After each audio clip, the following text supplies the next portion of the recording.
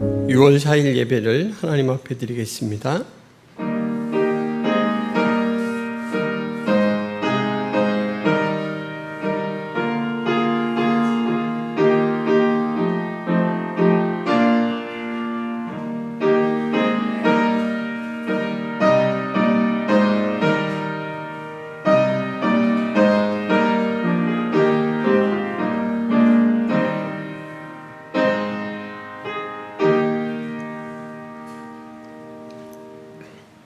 생명의 빛이 되신 하나님 아버지, 우리를 예배 자리로 초대해 주시고 또 저희가 드리는 예배를 기쁘게 받아주시니 감사합니다. 오늘도 자비와 용서를 바라고 나와 엎드려 싸우니 저희의 찬양을 받아 주옵소서. 우리의 예배를 통하여 영광 받아 주옵소서. 예수 그리스도의 이름으로 기도하옵나이다. 아멘.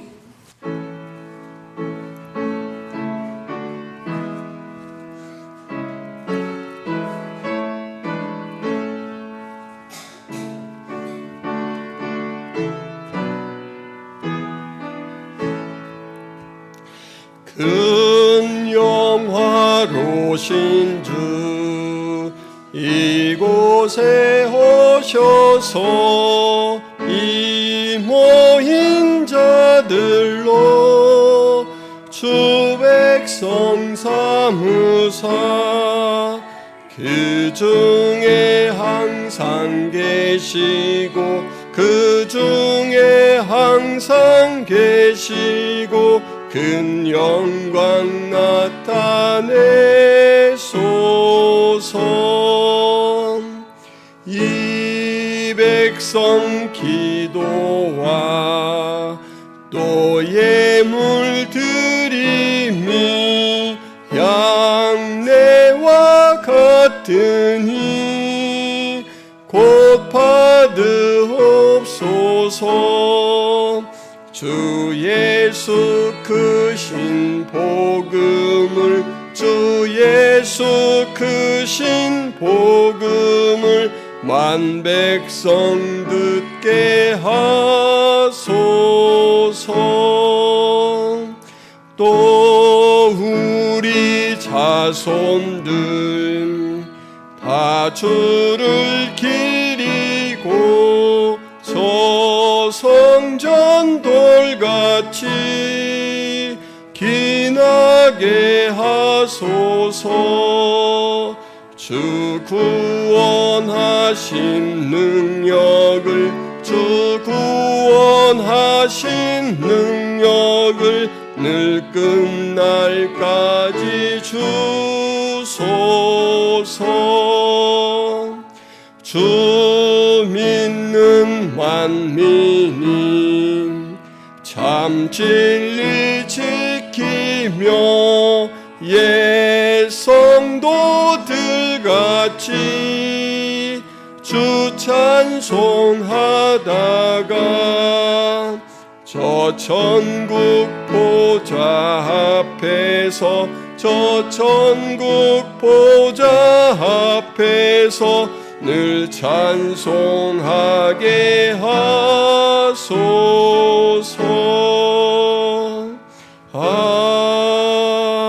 아멘. 여호와여, 내가 주께 부르짖으오니 나의 반석이여 내게 귀를 막지 마소서. 주께서 내게 잠잠하시며 내가 무덤에 내려가는 자와 같을까 하나이다.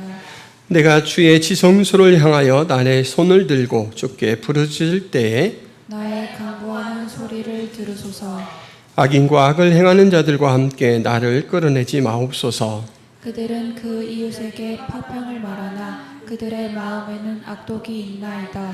그들은 여호와께서 행하신 일과 손으로 지으신 것을 생각하지 아니하므로 여호와께서 그들을 파괴하시고 건설하지 아니하시리로다. 여호와를 찬송하며 내 간구하는 소리를 들으시미로다.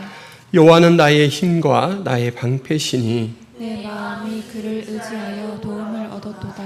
여호와는 그들의 힘이시요 그의 기름 부음 받은 자의 구원의 요새시로다. 아멘.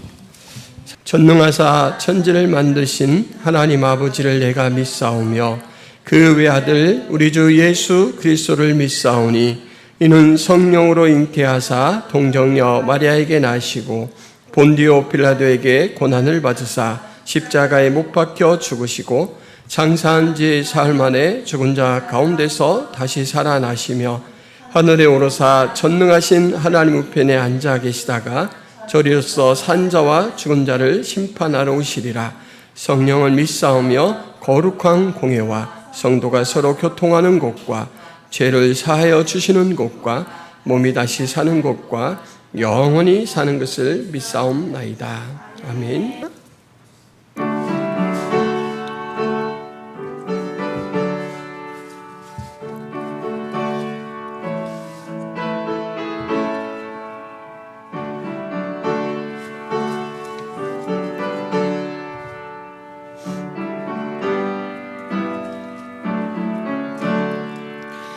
예수를 나의 구주 삼고 성령과 피로서 거듭나니 이 세상에서 내 영혼이 하늘의 영광 누리도다. 이것이 나의 간증이요 이것이 나의 찬송일세. 나 사는 동안 끊임없이 구주를 찬송하리로다. 온전히 주께 맡긴 내 영 사랑의 음성을 듣는 중에 천사들 왕래하는 것과 하늘의 영광 보리로다. 이것이 나의 간증이요 이것이 나의 찬송일세. 나 사는 동안 끊임없이 구주를 찬송하리로다. 주 안에 기쁨 누림으로 마음의 풍랑이 잔잔하니 세상과 나는 간 곳 없고 구속한 주만 보이도다. 이것이 나의 간증이요 이것이 나의 찬송일세. 나 사는 동안 끊임없이 구주를 찬송하리로다. 아멘.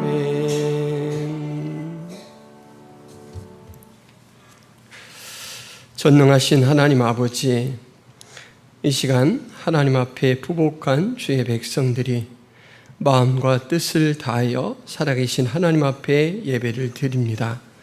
우리의 입술의 고백과 또한 마음의 부복을 기억하여 주시고 저희가 드리는 예배를 통하여 우리 하나님 영광 누려 주옵소서.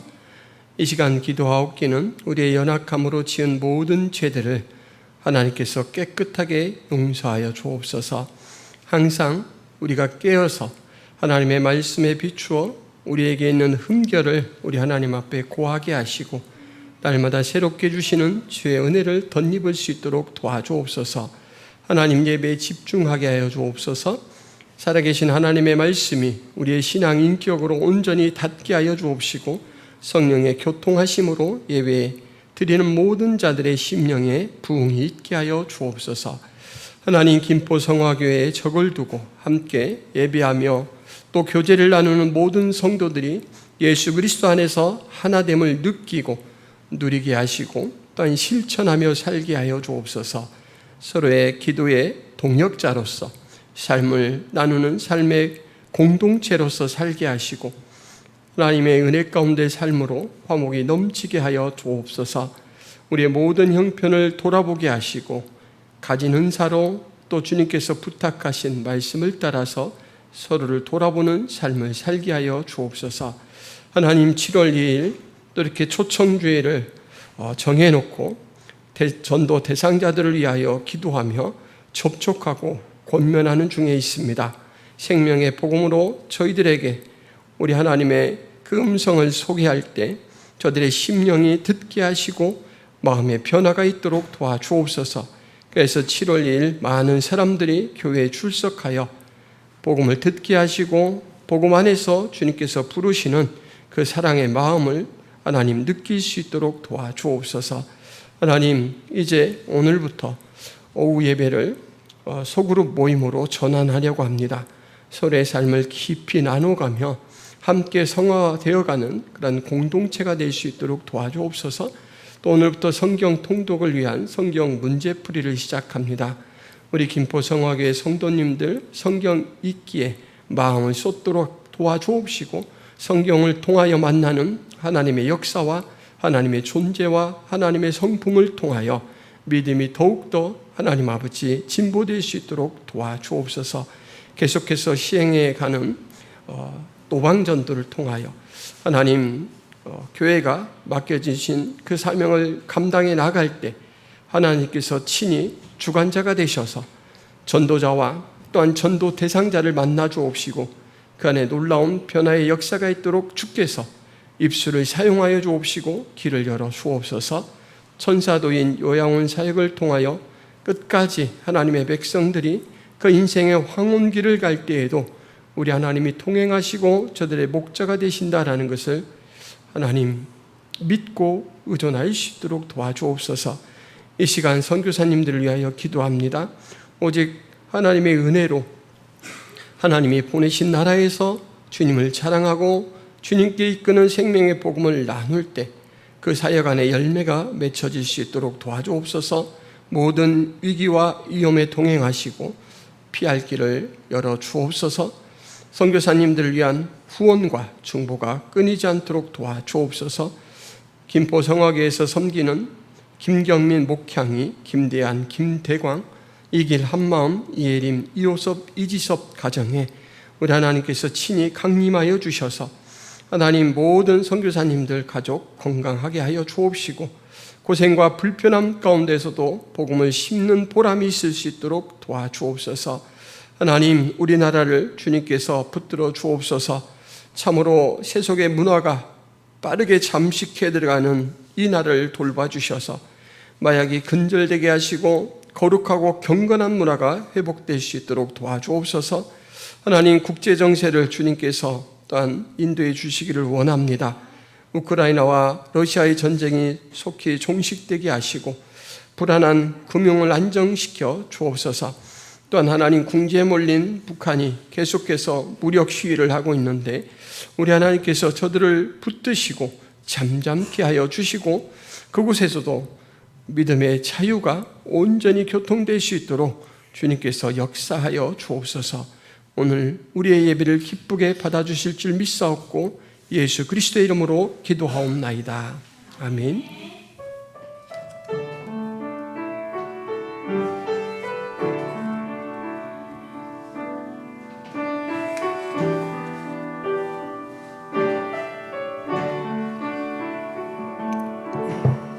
교회 소식을 말씀드립니다. 김포성화교에 오신 모든 성도 여러분, 주님의 이름으로 환영하고 축복합니다. 2023년 교회 표 세움에 대해서 계속해서 인식하시고 기도하시고 협력해 주시기를 바랍니다. 예배가 바로 세워질 때 가정이 그리고 또 교회가 세워지고 복음을 통하여 이웃들이 선한 영향력 가운데 세워지게 됩니다. 오늘부터 오후 시간에는 소그룹 모임을 합니다. 성경 공부 형식으로 이렇게 하는데 많은 나눔을 같이 하려고 합니다. 힘써서 참여해 주시기를 바랍니다. 그리고 오늘부터 나가는 성경 통독을 위한 성경 문제 풀이는 하루에 한 장씩 있고 본문과 관계된 간단한 문제를 푸는 것입니다. 그래서 그것을 풀어서 이제 주일날 오실 때 헌금함에 제출해 주시면 그 답을 확인해서 잘 이렇게 채점한 다음에 주복꽂이에 넣어드리겠습니다. 그리고 출석 못하신 내용에 대해서는 언제든지 또 가져가셔서 기록해서 제출하시면 됩니다. 모세오경까지 진행한 후에는 성실히 참여하신 분들에게는 소정의 선물을 드리도록 하겠습니다. 지역전도 수요일 목요일에 있고 천사 노인 요양원 사역이 금요일에 있습니다. 그리고 초청장이 나왔습니다. 집에 가셔서 그동안 마음에 품고 기도해 오신 전도 대상자들에게 전달하시고 초청해 주시기를 바랍니다. 이 길 한마음 김경민 목향이 선교사님 위해서 계속해서 함께 기도해 주시기를 바랍니다. 김포 성화교회 예배는 유튜브 채널에 김포 성화교회를 검색하시면 언제든지 함께 하실 수 있습니다. 이상입니다. 예수께서 또 말씀하여 이르시되 나는 세상의 빛이니 나를 따르는 자는 어둠에 다니지 아니하고 생명의 빛을 얻으리라. 바리새인들이 이르되 내가 너를 위하여 증언하니 내 증언은 참되지 아니하도다. 예수께서 대답하여 이르시되 내가 나를 위하여 증언하여도 내 증언이 참되니 나는 내가 어디서 오며 어디로 가는 것을 알거니와 너희는 내가 어디서 오며 어디로 가는 것을 알지 못하느니라. 너희는 육체를 따라 판단하나 나는 아무도 판단하지 아니하노라. 만일 내가 판단하여도 내 판단이 참되니 이는 내가 혼자 있는 것이 아니요 나를 보내신 이가 나와 함께 계심이라. 너희 율법에도 두 사람의 증언이 참되다 기록되었으니 내가 나를 위하여 증언하는 자가 되고 나를 보내신 아버지도 나를 위하여 증언하시느니라. 아멘. 이시영 박사님의 칼럼 젊음 이외에 무엇을 이라는 그가 겪은 일화를 소개한 내용이 있습니다. 저자가 어느 날 우연히 서점에서 친구 회사 여직원을 만났고 그와 차를 한 잔 마시게 되었습니다. 그런데 아무리 봐도 그 여직원의 평소의 모습과 얼굴이 많이 다른 거예요. 나이가 한참 차이가 나기 때문에 이 박사님은 편하게 이 여직원에 대해서 경어를 쓰지 않고 그냥 편한 말을 씁니다. 너 얼굴이 왜 그래? 피곤해 보인다. 화장을 안 해서 그래요. 오늘은 데이트가 있는 날이거든요. 응? 데이트하는 사람이? 그 뒤에 따로 얘기는 하지 않았지만 무슨 의미입니까? 데이트하러 간다면 오히려 더 잘 꾸미고 예쁜 옷을 골라 입는 거 아니야? 이제 이런 의구심을 갖고 묻죠. 그랬더니 이 여직원이 당연히 그런 질문이 나왔을 것을 짐작인 한 듯이 이렇게 이야기해요. 우리는 지금 거의 결혼을 결심한 단계에 있거든요. 해서 오늘은 제 모습 그대로를 보여주고 싶어요. 그래야 나중에 딴소리 없죠? 욕심 같아서는 아주 벗고 모든 걸 보여주고 싶어요. 배꼽의 점까지요. 여러분 참 요즘 보기 드문 마음을 가진 사람이에요. 저자는 계속해서 이 여직원이 얼마나 바르고 알차게 인생을 설계하고 준비하는가라는 것을 이야기를 풀어가는데 오늘 저는 저자가 서두에 내세운 생얼로 데이트하기에 대해서 잠깐 이야기를 나눠보려고 합니다. 여러분 이 아가씨가 화장을 하지 않고 결혼까지 생각하고 있는 이성 남자친구를 만나는 이유가 무엇일까요? 나는 거의 미모가 천상계급이라 그까지 화장품 도움 받지 않아도 된다 이런 자신감일까요? 그건 아닐 겁니다. 우리 교회 앞에 아주 이렇게 길게 뚫려 있는 신호등이 있죠. 사람들이 참 많이 왕래합니다. 만약에 제가 그곳에 부스를 차려놓고 사람들에게 이 질문을 한다면 과연 무엇이라고 대답할까요? 제가 이제 남자가 아니고 여자라고 생각해 보세요. 제 마음에 쏙 드는 남자가 있어요. 그도 얼만큼 나에게 호감이 있는 것 같아요. 그런데 그가 내 진짜 모습을 보고 정확하게 판단하고 마음의 결정을 내릴 수 있도록 오늘은 화장을 하지 않고 그를 만나려고 해요. 어떻게 생각하세요? 그렇게 만날까요? 아니면 화장을 하는 게 좋겠습니까? 이렇게 물으면 뭐라고 대답할까요? 아마 100명에게 물으면 99명은 같은 대답을 하실 겁니다. 여러분들도 같은 대답일 거라고 짐작을 합니다. 뭐라고 하죠? 그 사람이 그렇게 마음에 든다면 화장이 아니라 변장을 하고서라도 꽉 붙들어야죠. 아니 그 기회를 놓치려고 그러세요? 어떤 사람이 이렇게 이야기할 수 있어요. 총 맞았습니까? 아니, 요즘에도 이렇게 순진한 생각을 하는 사람이 있다는 게 참으로 놀랍습니다. 보통은 이렇게 이야기해요. 여러분, 스무고개라는 게임이 있습니다. 마음속에 어떤 대상을 정하고 그에 대해서 힌트를 하나하나 풀어놓는 거예요. 그래서 20개의 힌트를 다 내놓는 동안 상대방이 그걸 맞춰야 되는 게임입니다. 여러분 해보셨죠? 이 게임에서 힌트를 주는 사람은 이 게임으로 내기를 했다면 힌트를 건네되 최소한의 이 대상에 대한 실마리를 담아서 건네야 됩니다. 그죠? 빨리 맞춰버리면 자기가 지는 거잖아요. 그래서 알려는 주지만 사실은 알 수 없도록 해야 되는 것이 이 스무고개 게임의 핵심입니다. 여러분, 보통 사람들은 결혼을 하려고 할 때 나는 결혼을 통해서 무엇을 얻고 무엇을 확보할 것인가, 이걸 먼저 생각하죠. 평생 사랑해 줄 사람을 얻는 것이고, 그가 가지고 있는 배경을 얻는 것이고, 확대 가정에 그런 여러 가지 유익한 점들도 흡수하게 되는 거죠. 어떻게 보면 결혼을 통해서 새로운 변화를 꿈꿀 수가 있습니다. 그렇기 때문에 결혼을 앞두고 만나는 사람에게는 대부분 자신의 흠결에 대해서는 최대한 감추고 장점에 대해서 드러내고자 이렇게 할 거죠. 근데 아까 얘기 드린 이 아가씨는 이런 현대 사람들의 생각하고는 전혀 역행되는 그런 모습을 보이고 있습니다. 결혼까지 생각하고 있는 이성 친구에게 꾸미지 않고 자신을 내보이는 것, 그것은 사실 이런 마음이죠. 나는 그 사람을 너무너무 사랑하고 너무너무 존중하기 때문에 속이는 것으로 나를 선택하도록 만들고 싶지 않다. 그가 나를 주체적이고 자발적으로 선택할 수 있도록 나는 최대한 배려하고 싶다라는 것이죠.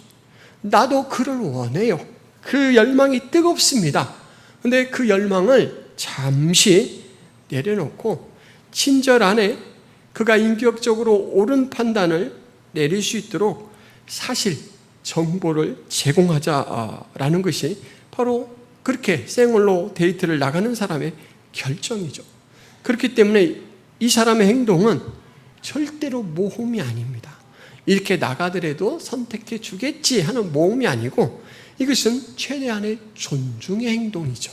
사랑하기 때문에. 여러분, 그렇게 나가시겠습니까? 생얼로? 네, 한번 생각해 보시기 바랍니다. 사람의 진면목을 알기는 참 어려워요. 근데 저에게 누가 사람을 아는 여러 가지 방법 중에 좀 생각나는 게 있다면 이야기해 줘 보세요. 그러면 저는 한 3가지 정도를 이야기할 수 있을 것 같습니다. 첫째는 어떤 사건이나 상황에 대해서 보여주는 태도예요.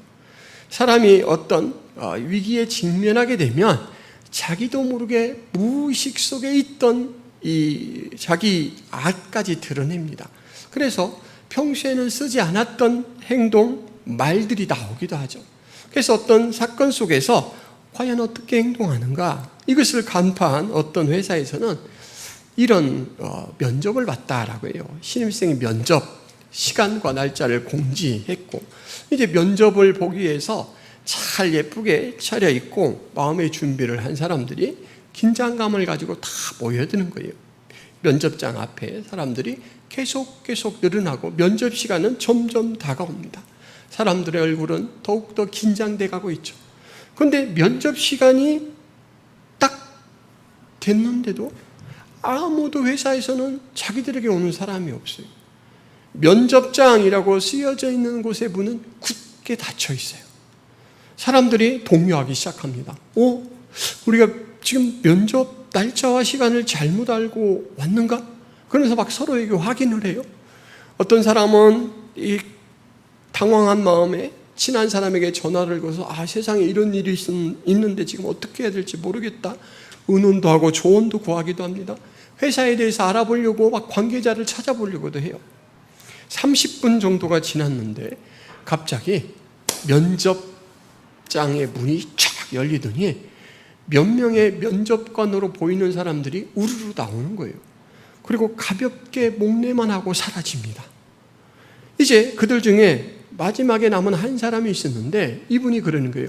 자, 여러분 여기를 주목해 주세요. 오늘 면접은 끝났습니다. 수고들 많으셨습니다. 집으로 돌아가시면 각자 개별적으로 통보해 드리겠습니다. 그랬더니 이곳에 모여들었던 지원자들이 당황하는 겁니다. 나는 면접을 보지 못했는데 과연 누가 면접을 보고 갔다는 것인가? 그리고 이 많은 사람들, 그러면 이 사람들은 어떻게 된 것인가?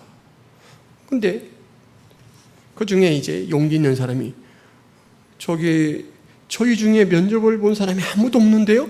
그러니까 오늘 면접은요, 위기 상황에서 갑자기 주어진 그 상황에서 여러분들이 어떤 태도를 보이는가, 이것이 핵심이었습니다. 그래서 면접 시간 시작되는 그 시점부터 지금까지 모든 면접관님들은 사실 면접장 안에서 화상으로 여러분들의 모든 행동을 지켜보았습니다. 그러는 거예요. 꾸며진 모습이 아니고 정말 실제 삶의 모습을 보고 우리 회사에 진정한 도움이 되는 사람을 뽑겠다라는 것이죠.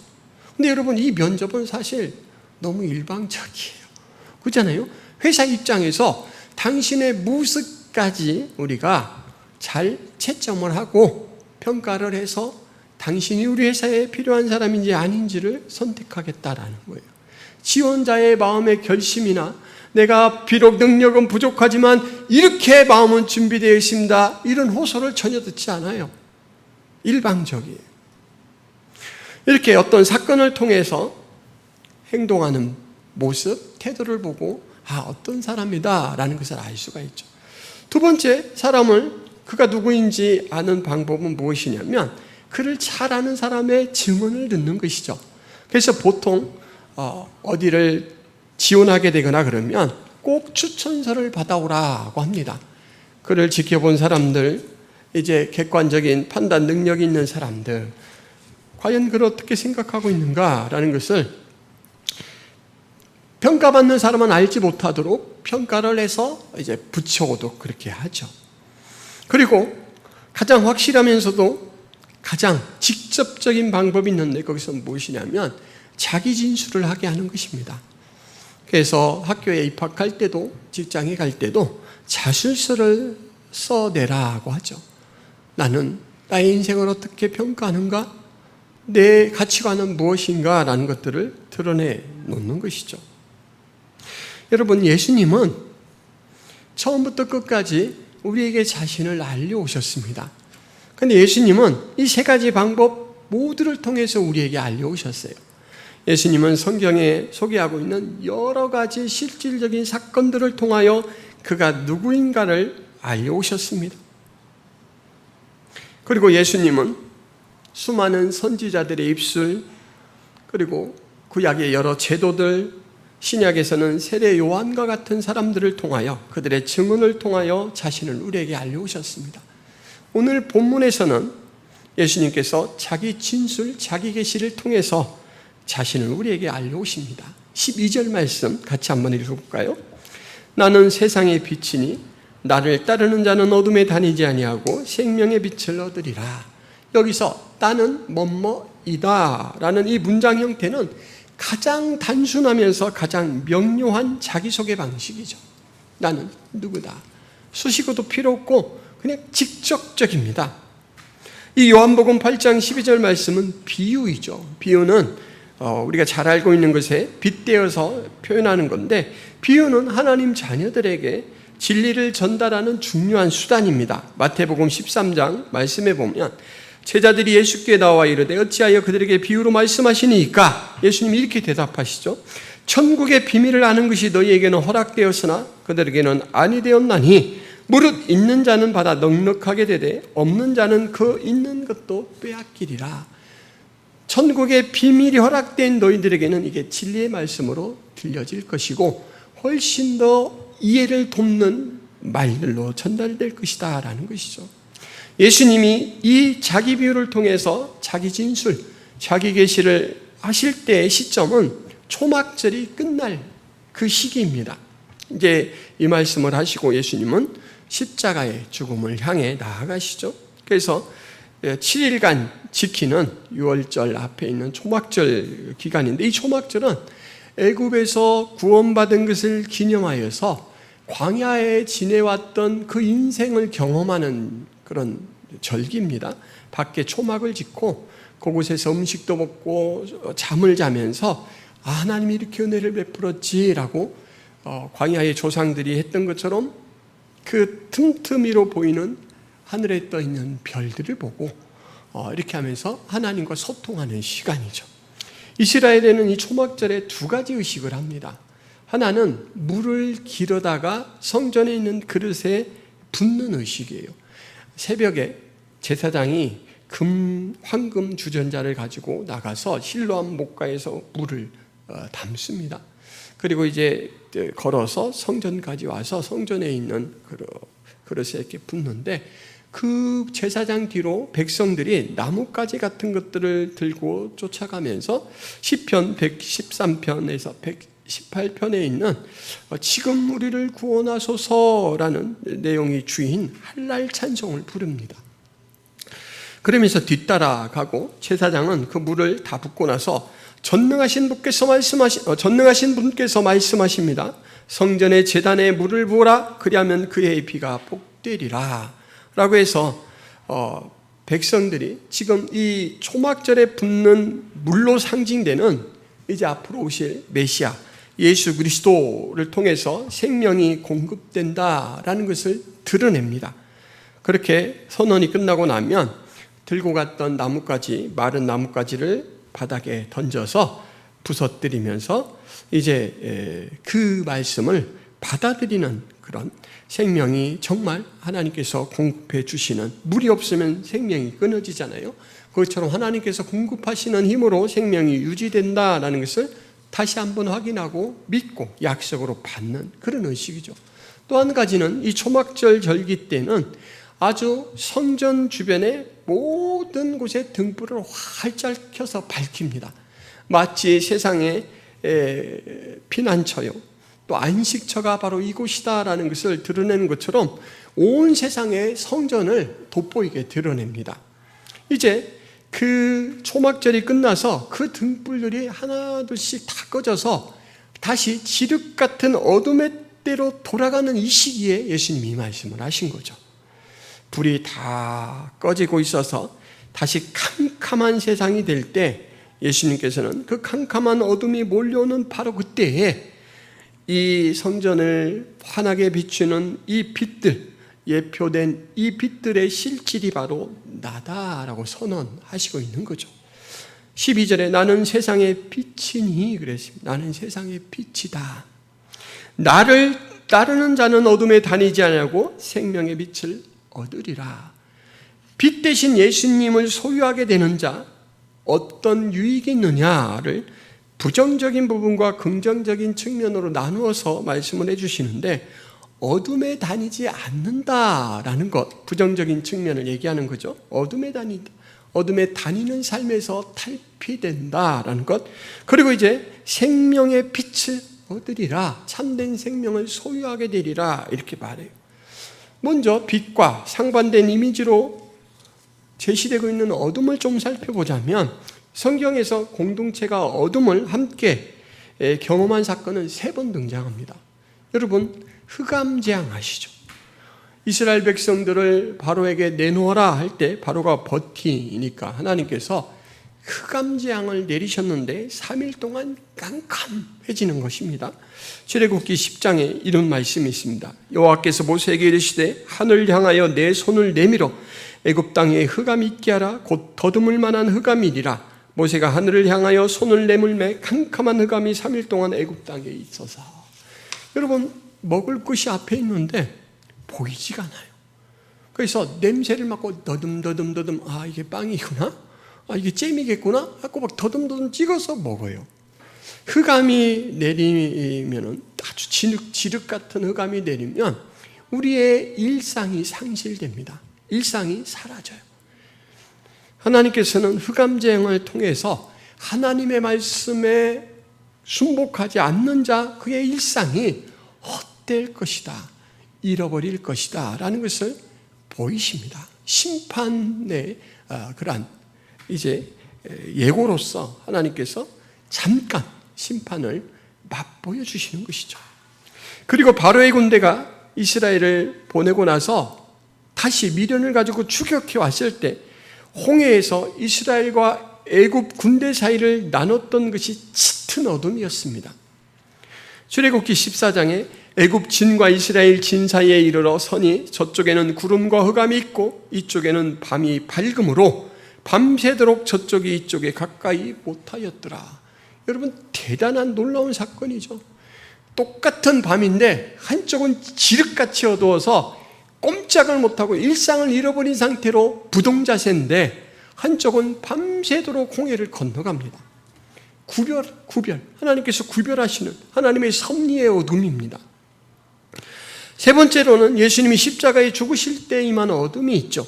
제6시로부터 온 땅의 어둠이 임하여 제9시까지 계속되더니 예수님이 이 세상을 떠날 때 마치 메시아인 예수 그리스도의 생명이 끊어지는 것은 세상이 빛을 잃은 것과 같다라는 걸 하나님이 보여주시는 거예요. 이 새 어둠은 하나님의 심판, 하나님의 섭리, 하나님의 징조를 나타내는 수단으로 그렇게 쓰이고 있습니다. 살아계신 하나님의 역사에 대해서 주목하도록 만드는 어둠으로 쓰이고 있습니다. 그런데 오늘 본문은 이 성격과는 완전히 다른 어둠입니다. 이 어둠은 부정적인 어둠이에요.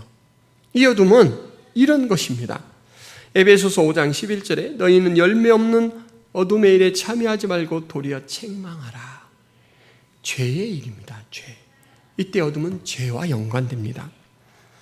요한복음 12장 46절에 나는 빛으로 세상에 왔나니 무릇 나를 믿는 자로 어둠에 거하지 않게 하려 함이로라. 죄의 세력과 그 영향이 바로 본문에서 나타내는 어둠의 의미와 일맥상통합니다. 그리고 데살로니가전서 5장 5절에 너희는 다 빛의 아들이요 낮의 아들이라. 우리가 밤이나 어둠에 속하지 아니하나니 빛의 아들이라고 했으니까 같은 등가로 이야기를 하자면 밤이나 어둠도 결국 우리를 아들처럼 소속시키는 존재인데 그렇게 본다면 사단입니다.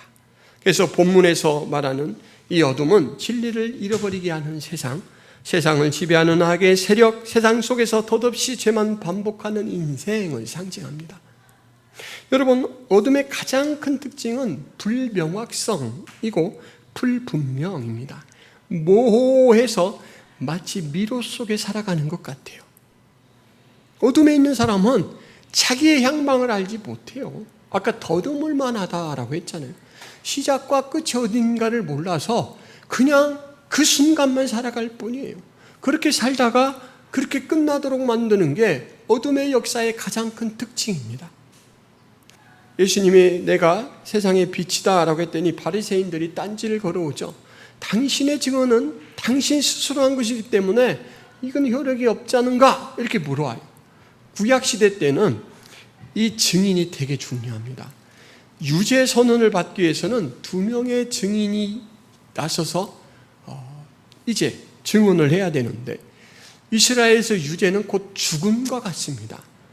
유죄 선언이 되면 먼저 그가 죄 짓는 것을 본 사람이 돌로 먼저 쳐서 시작을 하고 나머지 공동체가 함께 돌로 쳐서 공동체에서 악을 같이 제거해야 되는 책임이 있습니다. 그래서 이 증인은 사람을 죽이고도 또 살리기도 하는 그러한 역할을 하는 사람들이죠. 그래서 이런 무서운 능력을 가졌기 때문에 증인은 혼자로서는 효력이 없도록 만들었습니다. 그래서 지금 바리새인들이 그 내용이 참인지 거짓인지는 자기들은 따질 수가 없으니까 형식에 대해서 지금 이제 시비를 걸고 나서는 것이죠. 당신 스스로 한 증인이 무슨 효력이 있겠습니까? 그때 예수님께서 너희와 내가 어떻게 다른지로 그들의 논리를 깨트리시죠. 너희들은 지금 그리고 처음부터 앞으로도 어둠 가운데 있어서 미로 속에 있어서 바르게 판단할 수 없는 자들이다. 그러나 나는 내가 어디서부터 오고 어디로 가는지를 정확하게 아는 존재다 라고 말하죠. 세상의 판단으로 판단하는 그런 존재가 아니다라고 말하고 있습니다. 예수님이 세상의 빛이라고 말씀하실 때 그 의미는 그가 진리라는 말씀이고 하나님 나라의 안내자라는 말씀이고 생명의 원천으로부터 인간에게 생명을 주는 존재다라는 의미죠. 여러분, 예수님의 자기 계시는 삼손의 기주와 같지 않습니다. 삼손이 결혼하려고 블레셋 땅에 내려가서 이런 퀴즈를 냈죠. 먹는 자에게서 먹는 것이 나오고 강한 자에게서 단 것이 나왔느니라. 사흘 안에 풀어라. 삼손이 경험한 일을 가지고 만든 문제예요. 자기가 사자를 만나서 사자의 입을 찢어서 죽였죠. 그런데 후에 보니까 그 사자의 입속에 벌이 집을 만들고 꿀을 모기 시작한 거예요. 삼손이 그 꿀을 막 손으로 핥아서 맛있게 먹었어요. 그리고 이제 자기 혼자 개인적인 경험이니까 아무도 알지 못하잖아요. 그러니까 스무고개처럼 문제를 낸 거예요. 강한 자는 가장 강한 동물이니까 사자죠. 단 것은 꿀이죠. 그래서 이걸 대답을 해야 되는데 아무도 못해요. 예수님이 자기를 계시하실 때 아무도 알지 못하도록 골려주기 위해서 문제를 내지 않죠. 아까 예수님은 우리가 알 수 있는 모든 방법, 사건을 통해서, 증언을 통해서, 자기 진술을 통해서 우리에게 알려오신다라고 했는데, 여러분, 그렇게 알려오시는 이유가 뭘까요? 거기선 명료하게 자신을 나타내고자 하는 것입니다. 그리고 나타내고자 하는 궁극적인 목적은 뭐냐면 나를 알고 나와 관계를 맺자라는 것이죠. 아까 아가씨가 생얼로 데이트를 하러 나가는 궁극적인 목적이 뭐냐면 사실 나는 당신에게 변장하지 않아도 얼마든지 당신에 대한 사랑으로 당신에게 호소할 수 있는 존재입니다. 내 사랑은 그만큼 뜨겁습니다. 그리고 나는 당신을 너무 존중하기 때문에 이렇게 솔직함으로 대합니다. 그래서 오히려 더 선택을 할 수 있도록 더 여지를 마련해 주는 것이죠. 예수님이 우리에게 그렇게 다가오시는 거예요.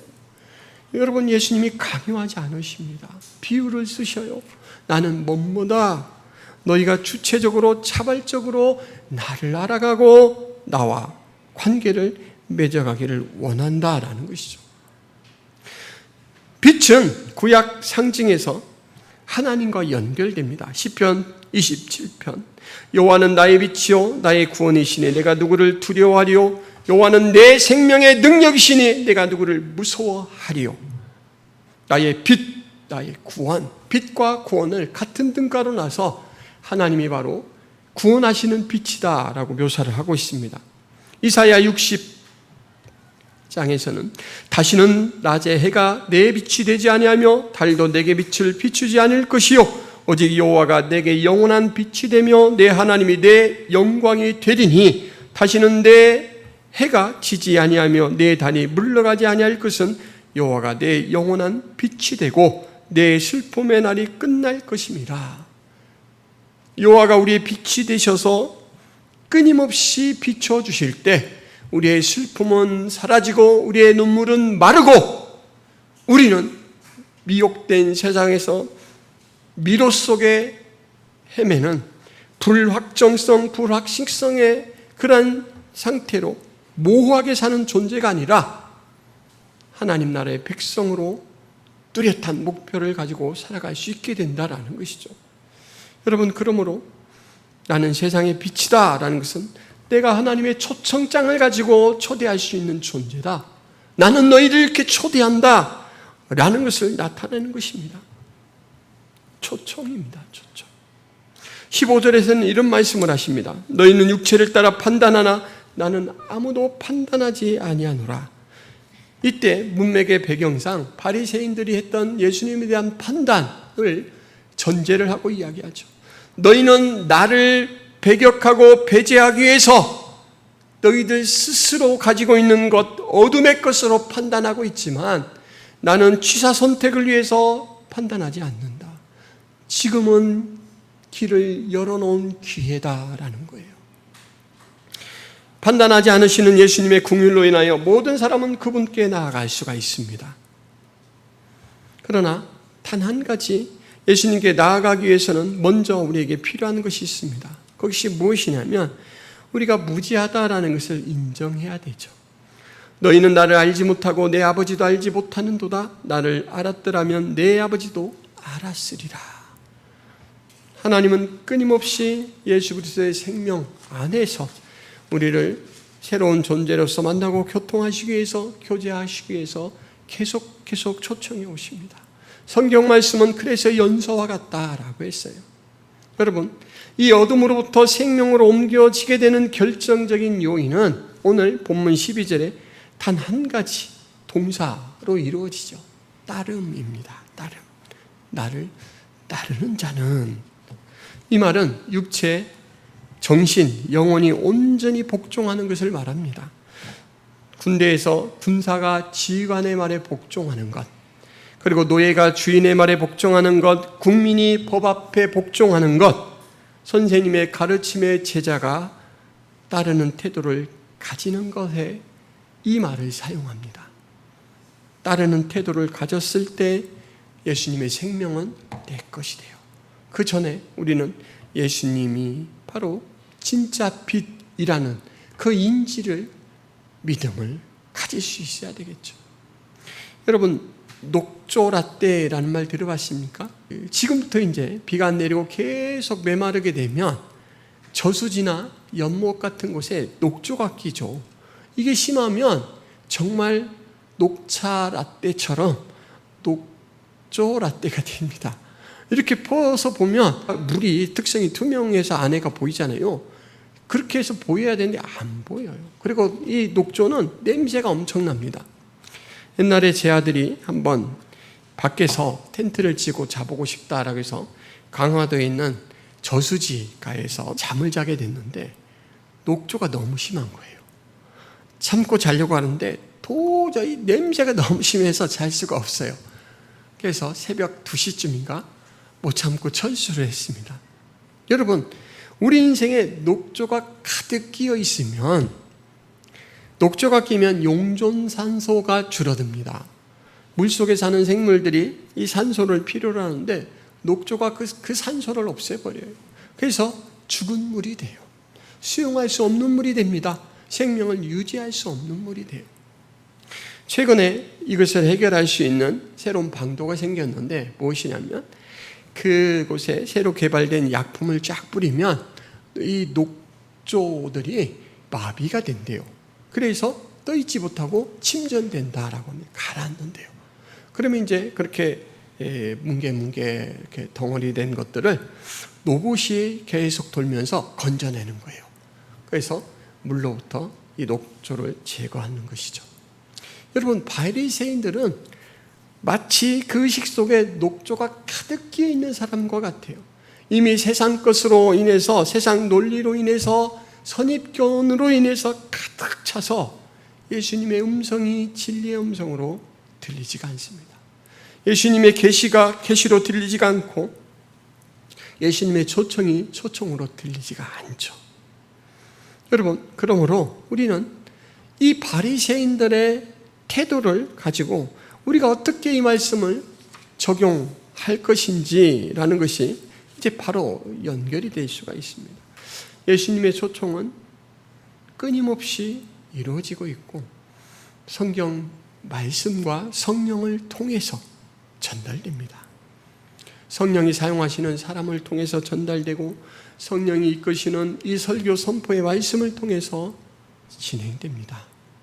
그때 내 것으로 가득 차 있다라고 한다면 예수님의 초청을 수용할 수 있는 그런 여유가 없죠. 그래서 우리는 세상의 것들을 잠잠하게 할 필요가 있습니다. 설교 초반에 말씀드린 아가씨로 이야기를 하자면 꾸미는 것, 헛된 것으로 치장했던 것들을 지우는 작업이 필요해요. 내 본 모습을 보세요. 내 본 모습을 보시고 판단하세요. 칼빈은 이런 이야기를 했습니다. 이 세상은 어두운 곳이고 자신은 눈먼 상태에 있다는 것을 안 사람들 외에는 결코 빛을 얻기 위해 그리스도 앞으로 나올 사람이 없을 것이다.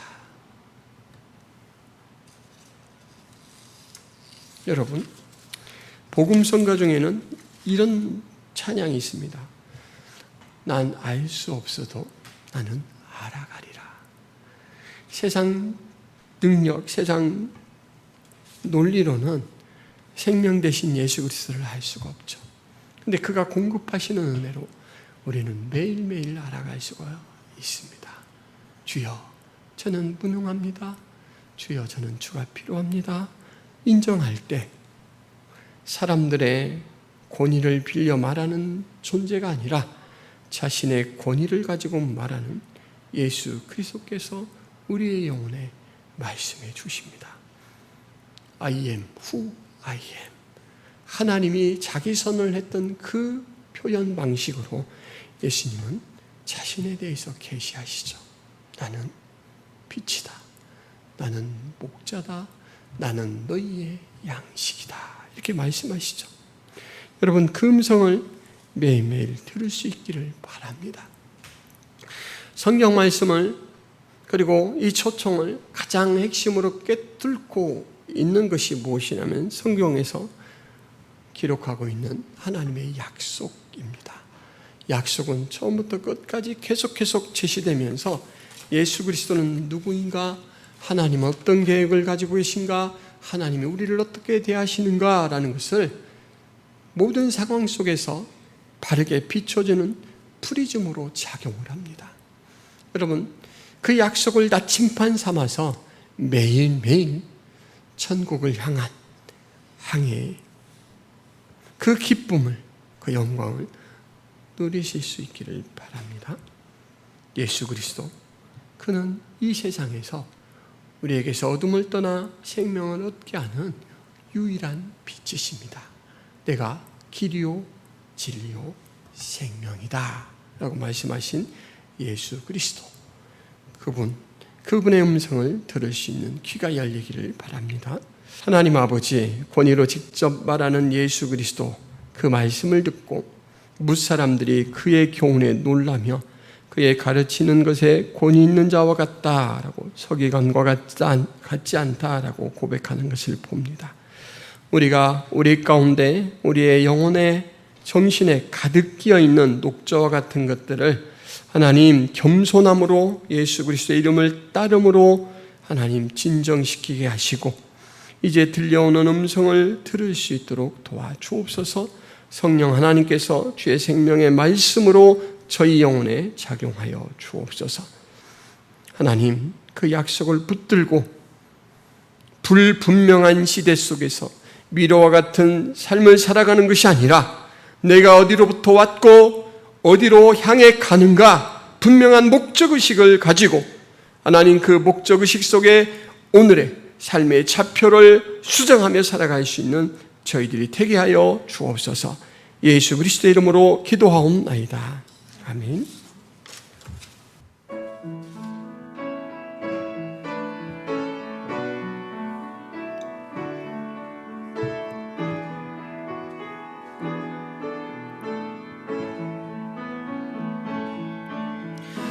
너의 하나님 여호와가 너의 가운데 계시니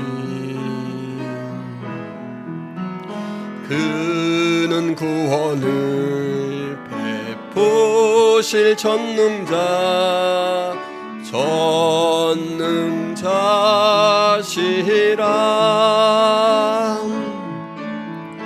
그가 너로 인하여 기쁨을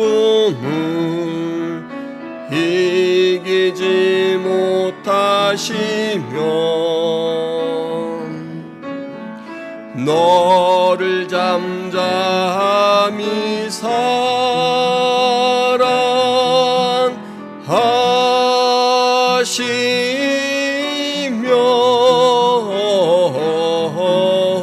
즐거이 부르며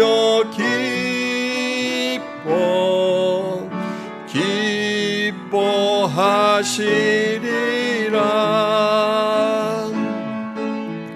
즐거이 부르며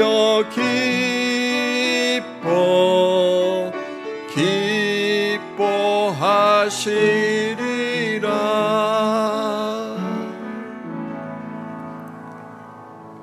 하나님 아버지의 김포 성악에 있는 성도들 어느 자리에 있든지 간에 하나님 앞에 예배드리는 시간, 또 하나님 앞에 드리는 예배를 소중하게 여길 수 있도록 도와주옵소서. 하나님, 예배를 드리며 또 헌금을 구별하여 하나님 앞에 드리옵나이다.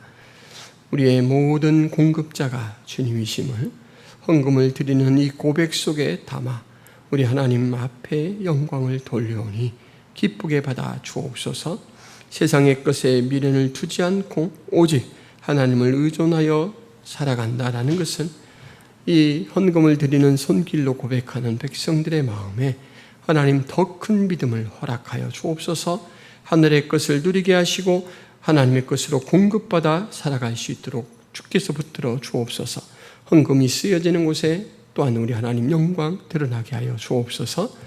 이제는 예수 그리스도의 은혜와 하나님 아버지의 크신 사랑과 성령 하나님의 감화 교통의 역사가 김포 성악의 모든 성도들 머리 위에, 하나님 백성들 머리 위에 이제로부터 영원토록 함께 있을지어다. 아멘.